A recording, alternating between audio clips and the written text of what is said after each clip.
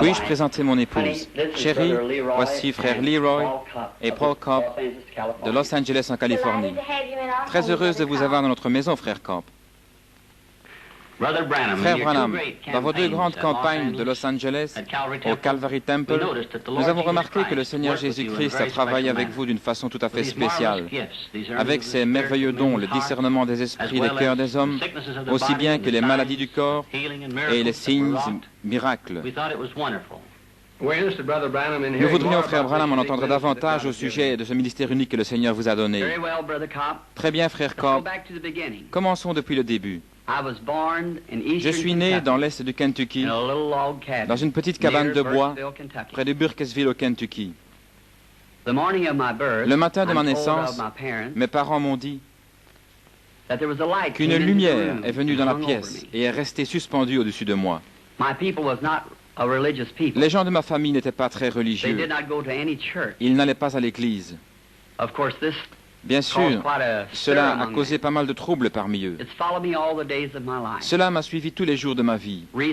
Récemment, ils en ont pris une photo dans le monde scientifique, comme c'est montré ici. Vous êtes probablement familier avec cette photo. Il a été prouvé par la science que c'était le seul être surnaturel qui a été scientifiquement photographié.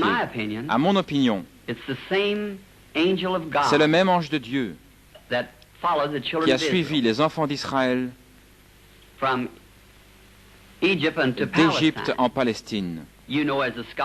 Vous savez en tant qu'érudit vous-même que l'ange de l'Alliance n'était nul autre que notre Seigneur Jésus-Christ.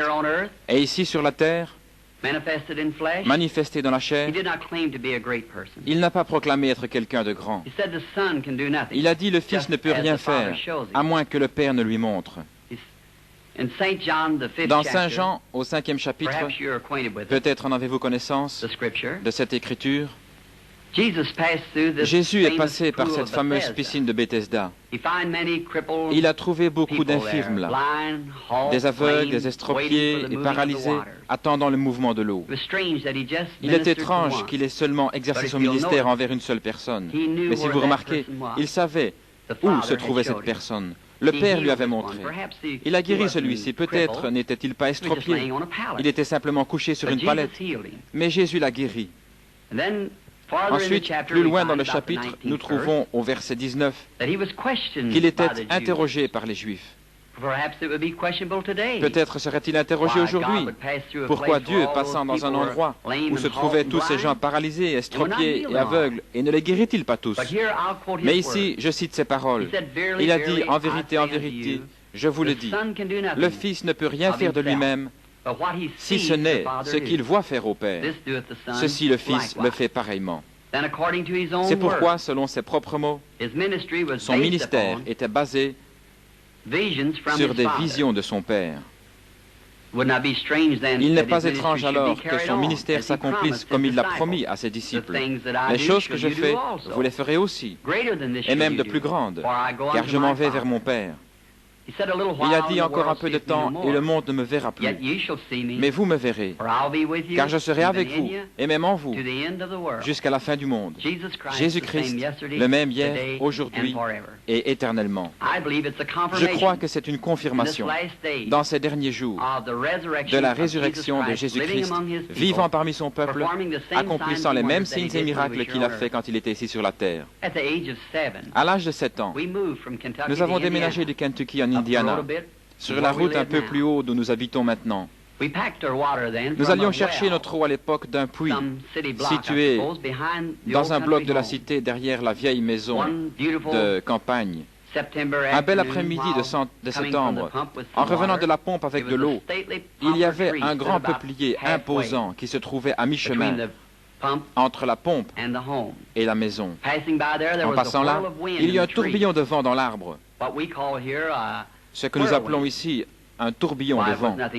Eh bien, ce n'était rien d'étrange pour cette époque de l'année dans cette région du pays, mais cela restait dans l'arbre, cela ne partait pas. Je me suis arrêté pour voir ce que c'était, et une voix me parla, disant, « Ne fume jamais, ni ne bois ou souille ton corps en aucune manière, car il y aura un travail pour toi à accomplir quand tu seras plus âgé. » Effrayé. Ce n'est pas un mot à utiliser. J'ai couru rapidement à la maison, disant à ma mère qu'un homme m'avait parlé d'un arbre. Eh bien, elle pensa que j'étais nerveux et elle me mit au lit. Mais à partir de là, des visions commencèrent à venir. Et quand cela vient sur moi, cela produit une vision. Je peux alors dire aux gens ce qui ne va pas avec eux, ce qu'ils doivent faire dans la vie et le péché qu'ils gardent dans leur vie. À l'âge de 37 ans, un soir, je priais dans ma chambre. Quand je suis relevé, j'ai remarqué qu'il y avait une lumière sur le sol. Et en regardant pour voir d'où cela venait d'en haut. La colonne de feu se tenait juste en haut. Elle projetait une lumière sur le sol. J'entendis quelqu'un s'approcher. Je regardai qui venait dans la chambre. Un homme entra dans cette lumière. Une figure humaine. Il devait peser environ 100 kilos. Il avait des cheveux foncés jusqu'à ses épaules, un teint olive, il était pieds nus. Bien sûr, j'étais effrayé. Il me dit, ne crains pas. Dès que j'entendis cette voix, j'ai su que c'était la même voix qui m'avait toujours parlé. Mais c'était la première fois que je le voyais sous une forme humaine. Il dit, je suis envoyé de la présence de Dieu pour te dire que tu dois prier pour des gens malades. De grands signes et prodiges suivront ton ministère. Tu prieras pour des rois et des monarques, etc. Je lui ai dit que j'étais un homme pauvre, que je n'avais pas l'instruction, que je ne serais pas capable de faire ce travail. Il a dit, comme Moïse a reçu 2 signes de la confirmation de son ministère, que je recevrais 2 signes. L'un serait de prier pour les malades, les miracles, et l'autre serait de connaître le secret même du cœur des gens. Je lui ai dit que j'avais prié à ce sujet, que les gens m'avaient dit que c'était du diable, le ministère. Il fit référence à de nombreuses écritures, comme Philippe, trouvant Nathanaël et Nathaël venant vers Jésus. Lorsque Jésus lui a dit où il se trouvait, quand il était sous l'arbre, lorsque Nathanaël l'a trouvé. Et beaucoup d'autres écritures, comme la femme au puits, comment ses péchés lui furent révélés. Lorsque Jésus lui dit qu'elle avait 5 maris, elle courut dans la ville et dit, c'est le Christ. Il fit référence à beaucoup d'autres écritures. Je lui ai dit que j'irais. Il me donna l'assurance qu'il serait avec moi, toujours. Comme vous savez, frère Cobb, et le monde le sait, de grandes choses se sont produites dans le ministère. Nous pensions à ce qu'étaient ces visions, savoir si je m'en souvenais longtemps. Il y a quelque temps, j'en ai une. Il y a 14 ans, pour être exact, d'un petit garçon mort sur le côté de la route, touché par une voiture et tué. Il devait être ressuscité des morts. Eh bien, j'en ai parlé à tout le monde. Cela a été prophétisé à travers les États-Unis et au Canada. Des milliers de Bibles avaient cela écrit sur la page de garde, que cela aurait lieu. Un jour, alors que nous avions une campagne dans les pays scandinaves, nous étions en Finlande, venant de Kuopio, et il y avait un groupe de personnes rassemblées sur le bord de la route. Ils étaient penchés sur une espèce de forme. Nous sommes sortis pour regarder, et voilà, c'était le petit garçon. Toute la scène était exactement ce qu'elle m'avait été montrée. J'ai dit à frère Moore, regarde dans ta Bible, et voici ce n'est pas cette scène. Oui, dit-il. Je me suis agenouillé et j'ai demandé à notre Seigneur Jésus de confirmer sa parole qu'il m'avait montrée et qu'il m'avait dit qu'il allait se produire. Le petit garçon fut ramené à la vie par notre Seigneur Jésus. Il est en vie et en bonne santé aujourd'hui. Frère Cobb, voici quelques-unes des choses que notre Seigneur Jésus fait aujourd'hui dans le ministère qu'il m'a confié. À mon humble opinion, c'est pour confirmer sa parole qu'il a promis qui arriverait en ce jour. Nous le voyons se produire aujourd'hui. Maintenant, en ce qui concerne les campagnes en Israël, frère Cobb, je serais très heureux de servir notre Seigneur en Israël. Je crois que mon ministère sera très efficace pour les Juifs, parce que, comme le dit l'Écriture, les Juifs cherchent des signes, les Grecs la sagesse. Nous croyons que beaucoup de Juifs et beaucoup de personnes là-bas dans la Terre Sainte arriveront à croire que le Seigneur Jésus-Christ est le Messie lorsqu'ils verront un chrétien accomplissant la prophétie de Joël dans l'Ancien Testament.